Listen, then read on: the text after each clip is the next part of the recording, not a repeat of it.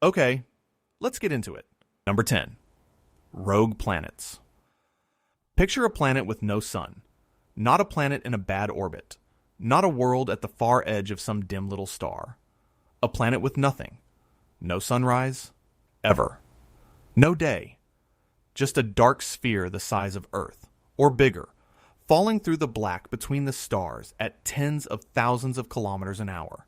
And it has been falling like that for billions of years. We used to think planets came in tidy families, each one bound to a star, the way ours are bound to the sun.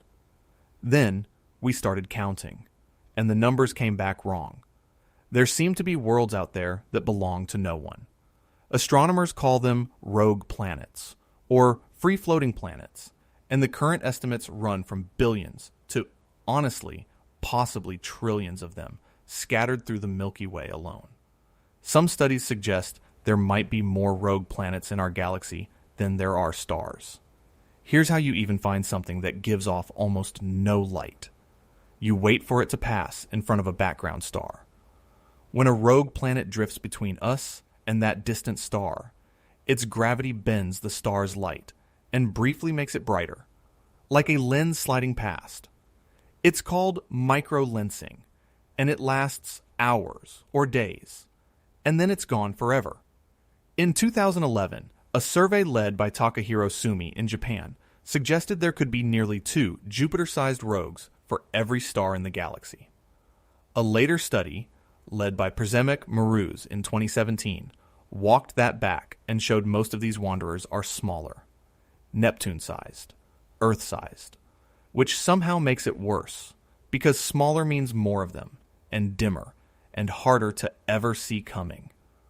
Most of them were probably born the normal way, around a star, and then something threw them out. A close pass with a bigger planet, a gravitational kick, and in one violent moment they went from having a sun to having nothing, and they've been drifting ever since. But here's the thing. A world with no sun should be frozen solid, dead, a rock at minus 200 degrees. And yet, if a rogue planet has a thick enough atmosphere, or an ocean sealed under kilometers of ice, its own internal heat could keep that water liquid for billions of years, in total darkness, which means somewhere out there, right now, there could be an ocean under the ice of a planet that has never seen a star, and we would have absolutely no way of knowing what's swimming in it. Space isn't empty. It's full of doors with no lights on behind them. Number 9. Dark matter hurricanes. Something is blowing through you right now. Through the room you're in, through the Earth, through the whole solar system, at about 500 kilometers per second. You can't feel it. You'll never feel it. But according to the best models we have, it's there.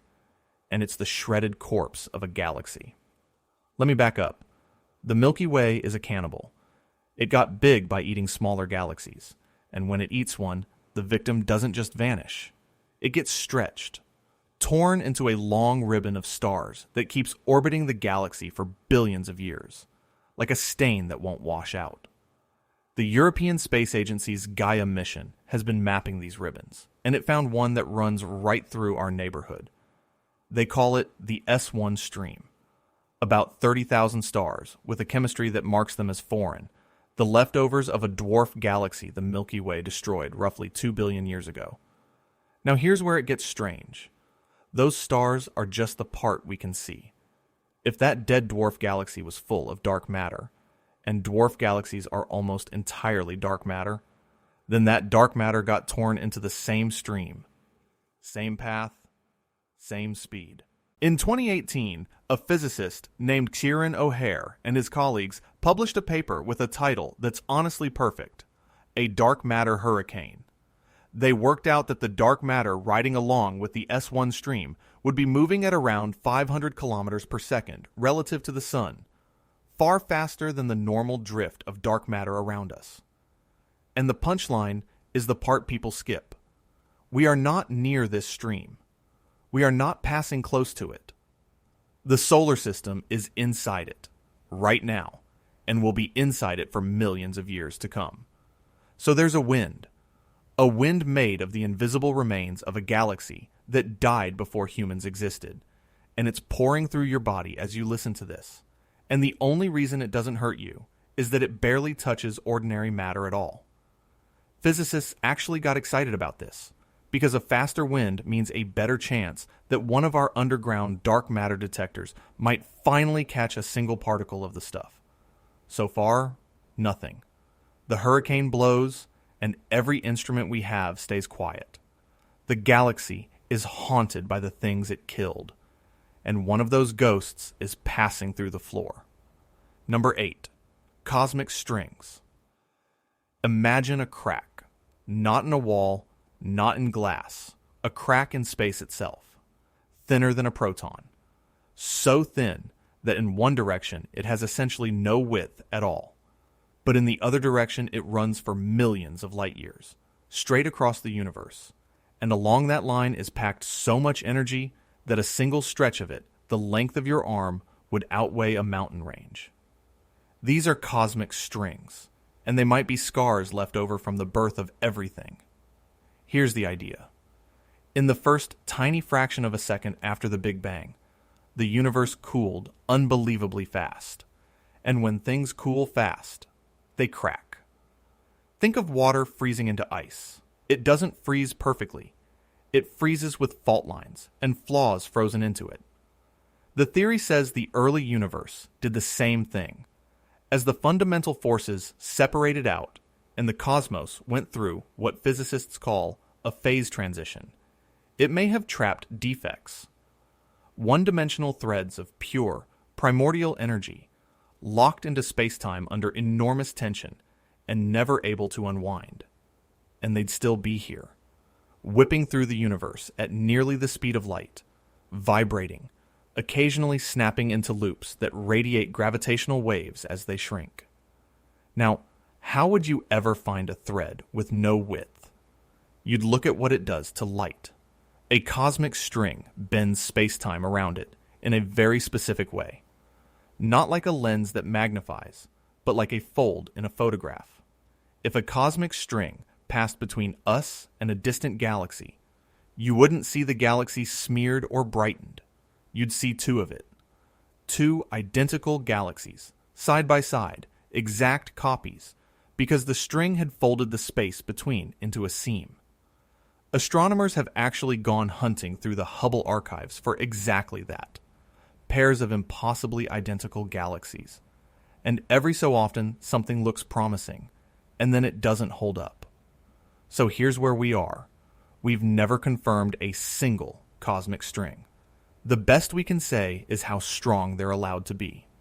Measurements of the oldest light and the ticking of distant pulsars keep tightening the leash, keep saying, if these things exist, they must be fainter than this, fainter than this, fainter than this, which is the strange, quiet horror of it. We can't find them, and we can't rule them out. There may be threads of the Big Bang still stretched across the sky above you, humming under tension older than the stars, and the universe simply isn't telling.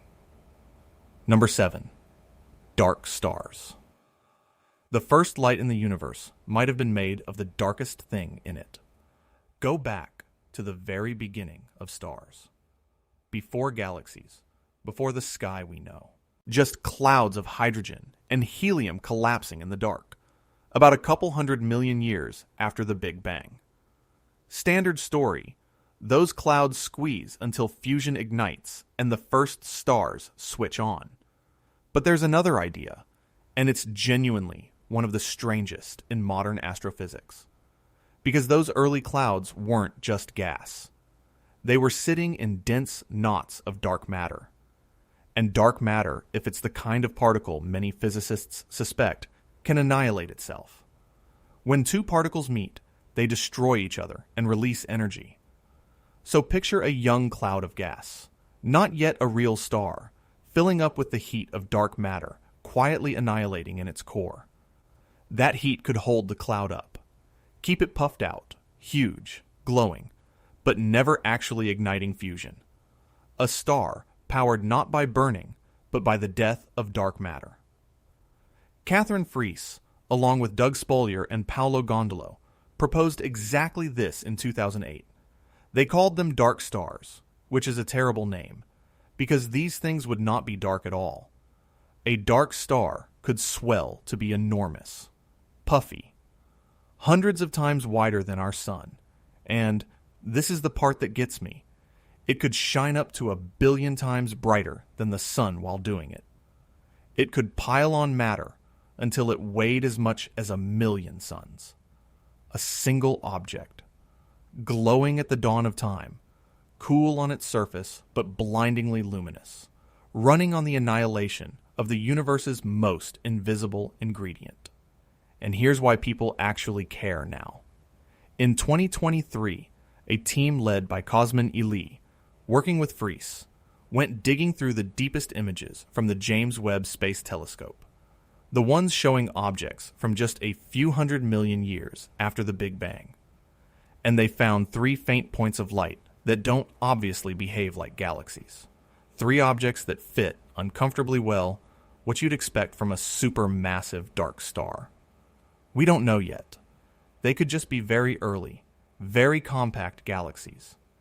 But if they're dark stars, they'd solve another mystery on the way, because when a dark star finally runs out of dark matter and collapses, it could leave behind a huge black hole, exactly the kind of early, impossibly massive black hole that Webb keeps finding, and nobody can fully explain.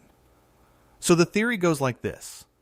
The first lights in the universe were powered by the dark, and when they died, they became the black holes that anchor the galaxies, which means the brightest things and the darkest things in existence might be the same story, told from 2 ends. Number 6. Planet 9. Everything so far has been far away. Light years, billions of years, the edge of the universe. This one is in our own solar system, and we still can't see it. Out past Neptune, past Pluto, in the frozen dark of the Kuiper Belt, there's a group of small, icy worlds whose orbits are doing something they shouldn't. They're clustered, tilted the same way, pointed the same direction, like a handful of arrows all leaning towards some spot in the sky. Orbits don't do that on their own. Something has to be hurting them. In 2016, 2 astronomers at Caltech, Konstantin Betzingen and Mike Brown, ran the numbers and said the odds of that clustering happening by chance were something like 0.0007%. Basically, it doesn't happen by accident. Their explanation: there's a 9th planet out there, big, maybe 5 to 10 times the mass of Earth, orbiting so far from the sun that it's almost invisible, taking thousands of years to go around once. They named it Planet 9, and for years people have been hunting for it, sweeping the sky and coming up empty. And that emptiness is where it gets dark. Because if there's a body out there heavy enough to shove around a whole population of worlds, and we still can't see it after all this searching, some physicists started asking an uncomfortable question. What if it's not a planet? In 2019, 2 researchers, Jakob Schultz and James Unwin, put out a paper suggesting the thing tugging on the outer solar system might be a primordial black hole, a leftover from the Big Bang, a few times the mass of Earth, compressed down to something you could hold in your hands. Grapefruit-sized. A black hole. In our solar system. Now, Mike Brown, the guy who proposed Planet 9 in the first place, has said, and I quote, "There is 0 reason to think that Planet 9 is a black hole." Fair. It's probably a planet. Probably. But here's the thing that keeps this on the list. Both answers fit the same evidence exactly. The clustered orbits look identical, whether the Shepherd is a cold, dark planet or a grapefruit of pure gravity. We literally cannot tell from the data which one is out there. So there's an object. We know roughly where it is. We know how heavy it is. We know it's been quietly steering the far reaches of our own solar system for as long as there's been a solar system. And we do not know whether it's a world or a hole in space. A new telescope, the Vera Rubin Observatory, may settle it in the next few years. Until then, the 9th largest thing orbiting our sun is a question mark, and it might be black. Number 5. The galactic center's dark glow. There's a light coming out of the center of our galaxy that nobody ordered. The heart of the Milky Way is about 26,000 light-years away, hidden behind thick lanes of dust, wrapped around a supermassive black hole 4 million times the mass of the sun. It's already the most extreme neighborhood we know of. But when NASA's Fermi Gamma Ray Space Telescope looked in gamma rays, the highest energy light there is, it saw something it couldn't account for. A soft, diffuse glow of gamma rays pouring out of the galactic center, more than the known stars and gas could produce. A glow with no obvious source. They call it the galactic center gamma ray excess. And there are 2 explanations on the table, and both of them should make the hair on your neck stand up. The first one is dark matter. Remember, dark matter can annihilate. 2 particles meet. They destroy each other. They release energy. And the center of the galaxy is where dark matter should be piled up thickest. So if dark matter is annihilating anywhere, it's there. And it would produce exactly this. A haze of gamma rays with a very particular signature. When physicists worked out what kind of particle would fit, the answer came back eerily specific. Something roughly 50 to 100 times the mass of a proton, annihilating at just about the rate the Big Bang would predict for dark matter. If that's what this is, then we're not looking at starlight. We're looking at the actual glow of dark matter dying. The first real light humanity has ever seen from the thing that makes up most of the universe. The second explanation is almost creepier in a quieter way. It might be pulsars. Specifically, thousands of millisecond pulsars, the collapsed corpses of dead stars, each one heavier than the sun, crushed into a city-sized ball, spinning hundreds of times per second, sweeping the galaxy with beams of radiation. Too dim and too far to pick out one by one, but together, as a hidden swarm at the galaxy's core, they could add up to that same glow. A cloud of the dead, too numerous to count. So take your pick. The center of the Milky Way is either shining with the death of dark matter or crowded with thousands of spinning corpses we've never been able to resolve. After more than a decade of arguing, the experts still can't agree which, and that's the honest, unsatisfying truth of it. We are staring straight at the brightest mystery in our own galaxy, and we cannot tell you what's making the light. Something is burning at the center of everything we call home. We just don't know what it is. Number 4, the KBC Void. What if the reason the universe looks strange from here is that we're standing in a hole? Most of the theories on this list are about something hiding out there in the dark. This one is about the dark itself, about the possibility that the Milky Way, and everything near us, sits near the middle of an enormous, unusually empty region of space. Not empty like a vacuum, empty like underpopulated. A region where there are fewer galaxies, less matter, less everything than the cosmic average. Astronomers call it the KBC Void, after Ryan Keenan, Amy Barger, and Lennox Cowie, who mapped it out in 2013. Some also call it the local hole. And if it's real, it is roughly 2 billion light-years across. 2 billion light-years. Let that sit. That's not a gap between planets or stars. That's a bubble of relative nothing so vast that it would take light, the fastest thing there is, 2 billion years just to cross it. And we might be living inside it. Now, why does this matter? Why is it dark, and not just weird? Because of a genuine crisis in physics right now, one of the biggest open problems in all of cosmology. It's called the Hubble tension. When we measure how fast the universe is expanding by looking at nearby exploding stars, we get one number, around 73. When we measure it from the oldest light in the universe, the afterglow of the Big Bang, we get a different number, around 67. These two numbers are not supposed to disagree. They describe the same universe, and they've refused to line up, no matter how carefully anyone measures, for years. It's keeping cosmologists up at night. And the void offers an unsettling way out. If we really are inside a giant underdense region, then all the matter outside the void, the dense walls of galaxies surrounding us, would be gently pulling everything in our neighborhood outward, toward them, faster than the true cosmic expansion. So when we measure the local universe rushing apart, we might not be measuring the universe at all. We might be measuring ourselves falling out of a hole. Researchers like Pavel Krupa and Moritz Hasselbauer have argued the void, if it's really there, strains the standard model of cosmology to its breaking point. Think about what that would mean. It would mean the number we've written into textbooks, the rate at which the whole cosmos is expanding, is partly a local illusion, a distortion caused by our address. We'd be like someone standing at the bottom of a valley, insisting the whole world slopes upward, because from where they're standing, it does. It's still disputed. Some surveys don't find a void this deep, and not everyone agrees it can fix the Hubble problem.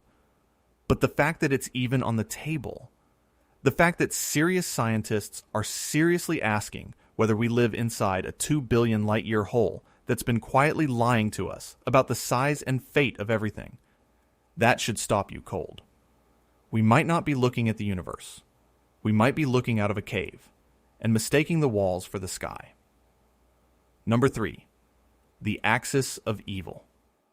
Here's a rule the entire universe is supposed to obey. There is no special direction, no up, no down, no cosmic north. Look any way you like. The universe, on the largest scales, should look the same. Same stuff, same amount. No preferred axis.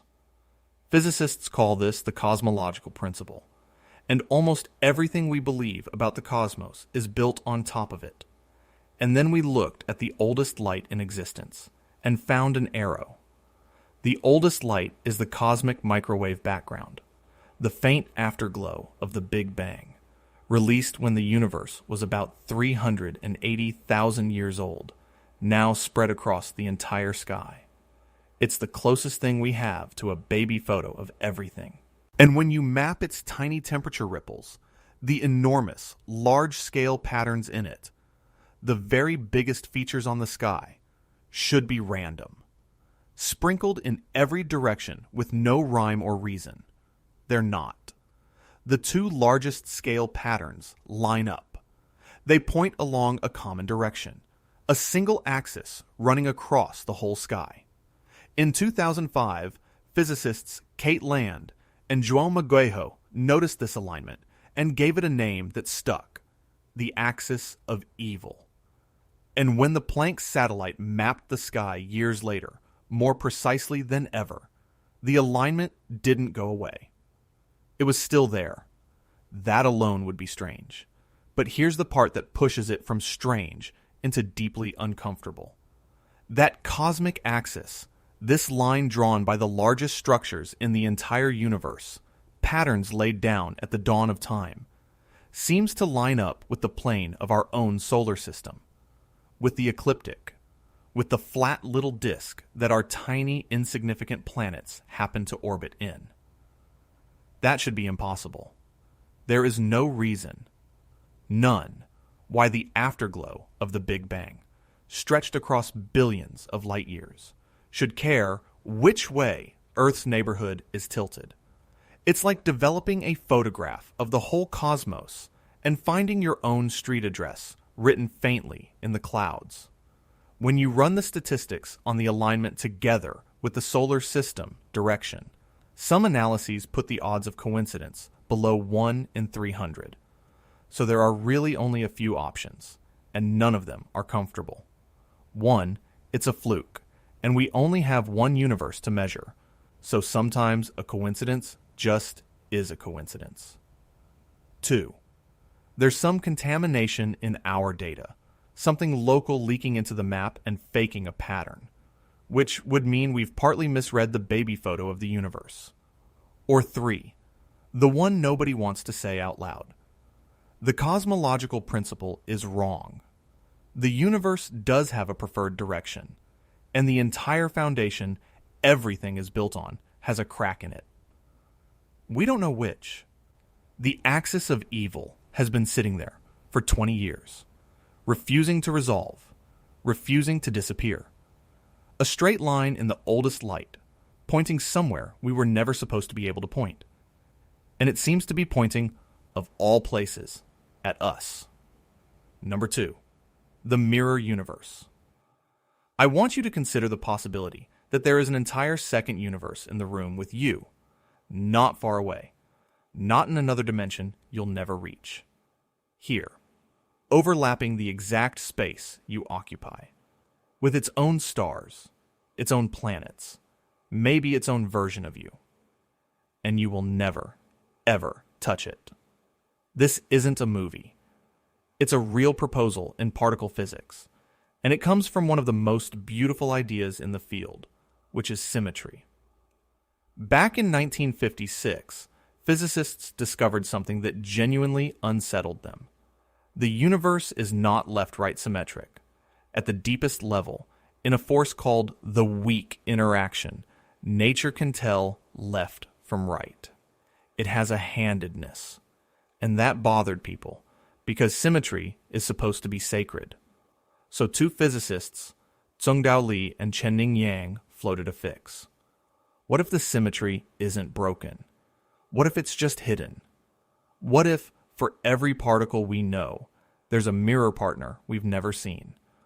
A whole parallel set of particles and forces, an exact reflection of our own, that restores the balance by carrying the opposite-handedness.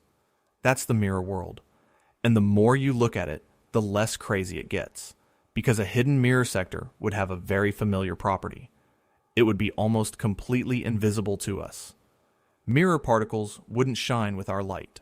They wouldn't push on our matter. The 2 worlds would be nearly deaf and blind to each other, connected by essentially one thing: gravity. And gravity, remember, is exactly the problem we've been chasing this whole video. We know there's a huge amount of invisible mass out there, dark matter, tugging on galaxies with gravity we can measure, made of something we cannot see. So some physicists ask the obvious question: what if dark matter isn't a single new particle at all? What if it's an entire mirror universe, mirror hydrogen, mirror stars, mirror galaxies, sitting inside our own, felt only through its weight? In August of 2025, a group at UC Santa Cruz revived exactly this idea, suggesting a mirror sector in the young cosmos could have produced the dark matter we see today. Sit with what that implies. If it's true, then when you look up at the dark between the stars, you're not looking at emptiness. You're looking at real estate. There could be mirror suns burning with light you can't detect. Mirror planets, cold and complete. Maybe mirror oceans, mirror weather, mirror worlds, laid over the same coordinates as our own galaxy, passing through the same space, and forever sealed away from us by nothing more than the fact that their light and ours refuse to speak.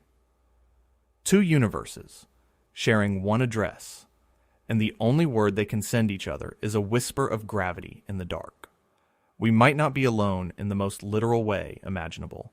We might be sharing the room, and we'd never hear the other side breathing. Number 1, the universe inside a black hole. Everything on this list has been about something hidden in the universe. This last one is different. This one asks whether the thing hidden in deep space is the universe itself. Whether everything you've ever seen, every star and galaxy and stretch of empty dark, is sitting inside something, and that something is a black hole. Let me walk you into this slowly, because it sounds insane, and then it doesn't. Start with what a black hole actually is. It's a region where so much matter has collapsed that gravity seals it off from the rest of reality behind a boundary called the event horizon. Cross that boundary, and you cannot get back out. not you, not light, not information. Whatever falls in is, from the outside, simply gone, sealed inside its own private pocket of spacetime. Now here's the question a few physicists asked decades ago. If you were inside a black hole, looking around, what would it look like? And the unnerving answer some of the math gives back is, it might look like a universe. It might look like an expanding cosmos with matter flying apart. It might look like exactly what we see. The idea goes back to Raj Kumar Pathria and I.J. Good in the 1970s, and it's been carried forward most seriously by a physicist named Nikodem Popławski. His version is genuinely elegant. When a giant star collapses into a black hole in some larger universe, call it the parent universe, the matter falling in doesn't necessarily crush down to an infinitely dense point, the dreaded singularity. Popławski works with a property of spacetime called torsion, a kind of twisting, and in his math, that twisting can halt the collapse and slam it into reverse. The infalling matter bounces, and that bounce, that sudden, violent rebound of everything that fell in, expands into a brand new universe, sealed inside the black hole. From inside, that rebound would look like a Big Bang. Read that again. The Big Bang, the beginning of our entire universe, the event we trace all of time back to, might have been the far side of something falling into a black hole in another universe. Our creation might be someone else's collapse. And it's not just philosophy. This model quietly explains a few things that otherwise nag at cosmologists. Why our universe is so flat, so smooth, so evenly balanced. Why time flows one direction. And here's a recent twist. In 2025, when the James Webb Space Telescope surveyed distant early galaxies, it noticed something odd. More of them seem to spin one way than the other, a preferred direction of rotation. That's not supposed to happen in a universe with no special axis. But if our whole universe was born inside a rotating black hole, then it could have inherited the spin of its parent, and the galaxies would carry the fingerprint of that rotation to this day. It's disputed. It's early. It might be nothing. But it's the kind of fingerprint this theory predicts. Now follow the thread all the way down, because this is where it stops being a story about us and becomes a story about everything. If our universe can live inside a black hole, then the black holes inside our universe, and we have found billions of them, some of them monsters millions and billions of times the mass of the sun, each of those could contain a universe of its own, sealed, expanding, full of stars and worlds, and maybe someone on some world staring up into their dark and asking the exact question you're asking now, and their black holes would hold universes. And so on, down and down, with no bottom and no top. We spent this whole video looking for what's hiding in deep space. Rogue worlds, invisible winds, cracks in spacetime, a hole we might be living in, a mirror world sharing our room. And the last, darkest possibility is the simplest one of all. That the thing hiding out there in the deepest dark isn't an object at all. It's a wall. The inside wall of the thing we're already sealed within. That we have been inside it the entire time. All of us. Everything. From the very first instant. And that what we call the universe is just the view from inside somebody else's collapse. We keep looking outward, into the black, waiting for it to reveal what it's hiding. Maybe it already has. Maybe the dark isn't hiding anything. Maybe the dark is the horizon, and it's been looking back at us the whole time, patient, and closed, and quiet. The way an ending always is before you realize you're already inside it. Thank you for watching and sticking till the end. We've got plenty more videos coming in the future. Hit that subscribe button so you don't miss them. See you in the next one.